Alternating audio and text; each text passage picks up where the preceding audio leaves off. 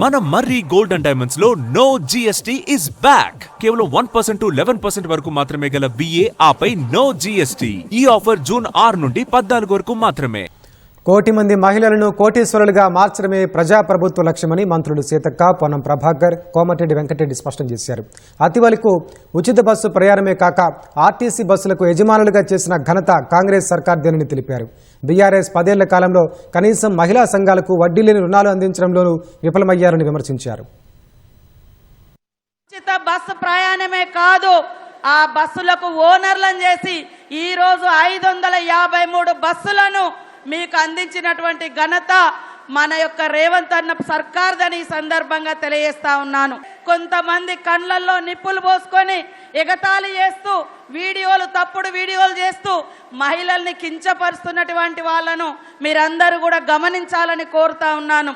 ఈరోజు 61,000 కోట్ల రూపాయలు 61,000 కోట్ల రూపాయలు మహిళలకు వడ్డీ లేని రుణాలు ఇచ్చినటువంటి ఘనత మరి మన ముఖ్యమంత్రి రేవంత్ రెడ్డి గారిది. ఆర్థికంగా ఏ ఆడబిడ్డ ఇబ్బంది పడకూడదని వడ్డీ లేని రుణాలు ఇవ్వడమే కాకుండా పెట్రోల్ బంకులు కావచ్చు, మరి సోలార్ పవర్ ప్లాంట్ కావచ్చు, ఇందిరా మహిళా శక్తి కావచ్చు, ఈరోజు దాదాపుగా 40% 3,000కు పైగా మా మహిళా సంఘాలకు మరి ఐకేపీ సెంటర్లు ఇచ్చి ఘనత ఈ సర్కార్ది, ఇందిరమ్మ ప్రభుత్వాన్ని ఈ సందర్భంగా తెలియజేస్తా ఉన్నాను.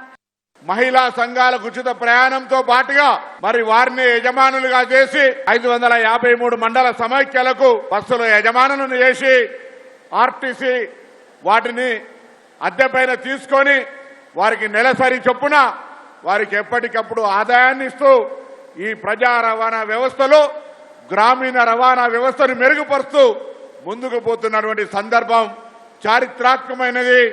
ఈ రోజు మన చారిత్రాత్మకమైనటువంటి ఈ యొక్క ప్రోగ్రాంకు వానదేవుడు ఖాతం సాక్షిగా నిలిచి మనందరినీ ఆశీర్వదిస్తున్నటువంటి పండగ లాంటి ఈ రోజు ప్రజా రవాణా వ్యవస్థలో భాగస్వామ్యం చేసే సందర్భంగా ఆ వానదేవుడు కూడా కరుణిస్తా ఉన్నాడు. 10 సంవత్సరాలలో గత ప్రభుత్వం విధ్వంసం సృష్టిస్తే ఉద్యోగాలు కల్పించే బాధ్యతతో 70,000 ఉద్యోగాలు ఇవ్వడం జరిగింది.